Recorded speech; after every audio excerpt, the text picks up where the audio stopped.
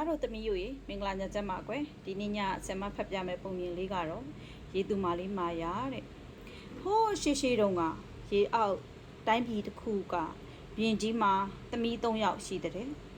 သမီးအကြီးဆုံးရေသူမာလေးဒေဝီဟာစစ်တိုက်တဲ့နေရာမှာထူးချွန်တဲ့ဘရင်ကြီးအားထားရတဲ့စုကြည်ကြီးပေါ့ကွယ်သမီးလက်ရေသူမာလေးစင်တီကတော့အမှုပညာတော်တယ်စင်တီလေးတိမုတ်ကခုံတဲ့အခါတိတ်ကိုတာယာလှပလွန်းလို့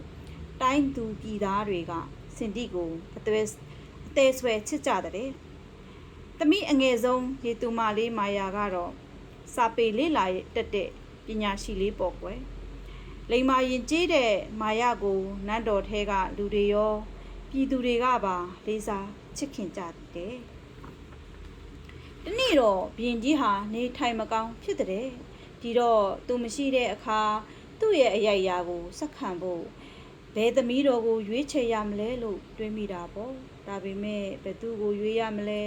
ဘရင်ကြီးလည်းမဆုံးဖြတ်နိုင်ဘူးဒီတော့အမတ်တွေကသူတို့ရေအောက်တိုင်းပြည်ကိုမကြာခဏရန်ရှာတတ်တဲ့ရေပဝဲကြီးကိုတတ်နိုင်တဲ့သူကိုတိုင်းပြည်ကိုအုပ်ချုပ်ခိုင်းတင်တယ်လို့ဝိုင်းအကြံပေးကြတဲ့အဲ့ဒီရေပဝဲကြီးမှာစွမ်းအားရှိတဲ့ဘေးကင်းရန်ကင်းပလဲလုံးကြီးတစ်လုံးရှိတယ်သူကအဲ့ဒီပလဲလုံးကြီးကိုပါဇက်ထဲထဲ့ငုံထားတာမို့ဘယ်သူကမှသူ့ကိုမတတ်နိုင်ဘူးဖြစ်နေတာပေါ့ရေသူမလေးတွေလည်းရေအောက်တိုင်းသူပြည်သားတွေကိုလာနှိပ်စက်နေတဲ့ရေပဝဲကြီးကိုနှိမ်နင်းပေးကျင်ကြတယ်ဒီတော့မာယာကအမတော်တွေကိုသူ့မှာအကြံရှိကြောင်းပြောပြတဲ့ဒီလိုနဲ့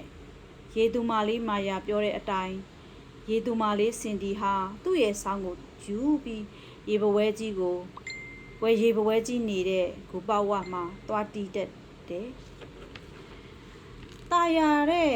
စောင်းတန်းကြားတော့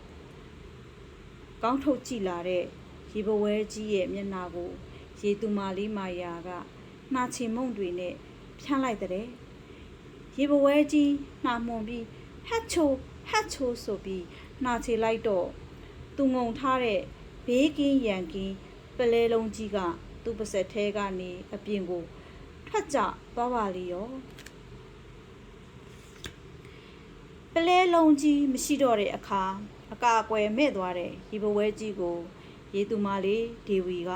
အမြန်တိုက်ခိုက်နှိမ်နင်းလိုက်တဲ့ဒီလိုရေပဝဲကြီးရန်ကလွတ်သွားတဲ့အခါပြည်သူတွေရဲ့ဘရင်ကြီးဟာ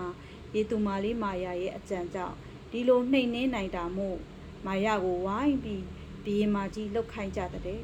ဒါပေမဲ့မာယာကတော့ညီမ3ယောက်လုံးရဲ့စွမ်းရည်ကြောင့်ရေပဝဲကြီးကိုအနိုင်ရတာမို့တိုင်းပြည်ကိုညီအမ3ယောက်အတူတူအုပ်ချုပ်ရင်းပုံမတာယာလှပတဲ့ကြီးအောက်တိုင်းပြည်ကြီးဖြစ်အောင်စူးစမ်းသွားမယ်လို့ပြောလိုက်တဲ့ကွယ်ဒီနေ့ညပုံမြင်လေးကိုဒီမှာပဲရနာမယ်နော်အိမ်မက်လှမကြပါစီကွယ်